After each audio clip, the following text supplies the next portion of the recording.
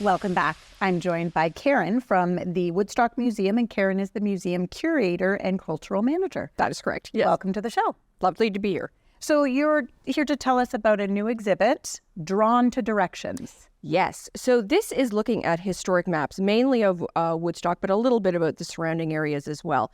And as a, history geek, I love maps, especially historical maps, because you realize that historically it wasn't some satellite that was in outer space that was taking a picture, and so you knew exactly where everything was. The earliest map that we have is from 1800, and it's basically the plan of what Woodstock is going to be. And they don't know where anything is. And so they're just taking, basically they look up on the hills and they see where's the river. So the river looks right. But the rest of it, they're like, okay, we're going to put the streets here right in the middle of a swamp. That sounds like a good idea, but they don't know that.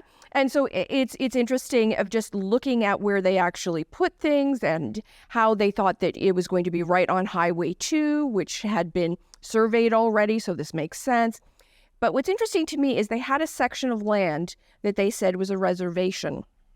We don't think about reservations in Oxford County, but when they were originally planning it, they had to have a section that was actually for the Indigenous people of the area. Oh. And that was actually included in the original. And that's not something you see all that often, but they had just been in Brantford where they started having to think about a certain portion of the land actually being going for that purpose. Okay. Now, that is not clearly what occurred. Right. Now, part of the reason for that, and the people who were doing the survey didn't know this, is I was a place between. We were on the Detroit Path is what it's called. And so it basically took you from Hamilton all the way to Detroit. And the native path took this winding course that avoided all the swamps. So it would not have originally been on this map. And so the fact is that they had all of these things in place. And so they knew that these things were happening. But it's neat how over time, how we think about land and what it's used for changes. Right, of course. How do you gather this information? Like, where do you get information from 1800s? On the Ontario Archives. Okay. Wonderful, wonderful place. We also got a number of the maps that are out from the Oxford Archives. They have been wonderful to work with. So, for instance, we got the plans for expropriation for the Pittock Park. So we forget that before the 60s, that was just farmland. And the fact is somebody owned it at some point. So who were the farms that were there? So this is the very detailed plan of the farms that were there, who owned them.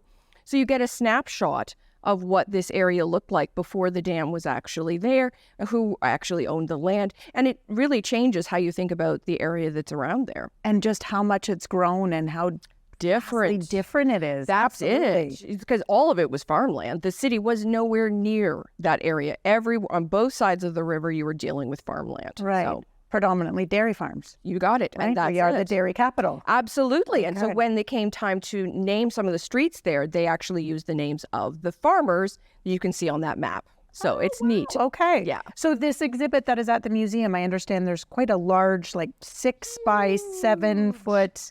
How did you guys create that? Okay, so there's books that insurance companies use. They're called fire maps.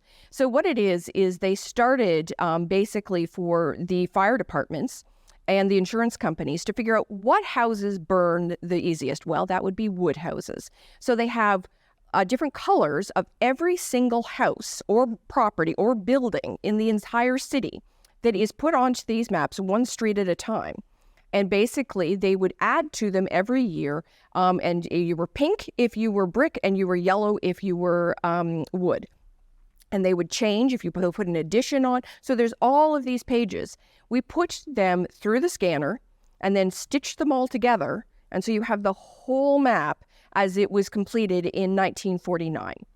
So you can see when your house was actually done, when was there additions put on, because you can see if there was, cut and paste. Like that's literally how they made these maps. So it's pretty cool. Oh, cool. So anybody that wants to see what was on the land where their house is before it was their home, they could go to the museum and see this. That's exactly it. And then you can also see if, your house didn't have the addition and you weren't ever sure.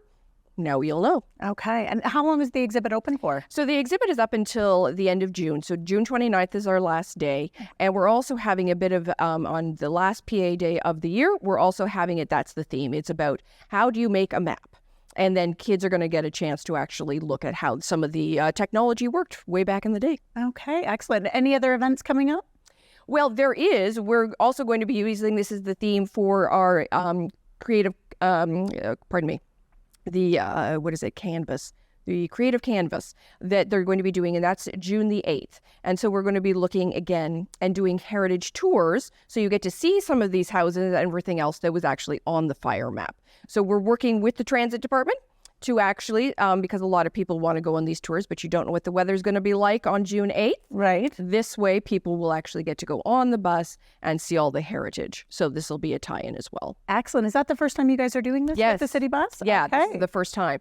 And it's just one of those things that we have done tours before, but the feedback has been, this would be better on a bus. So we thought, okay. And so the transit department was very, very happy to do that. So it's been excellent. Excellent. Well, Karen, it was a pleasure to have you on the show, and I Lovely look being forward here. to seeing what was on the grounds before my house was built. So Excellent. Thank you. That's all we have for today. Thanks very much for watching. Take care.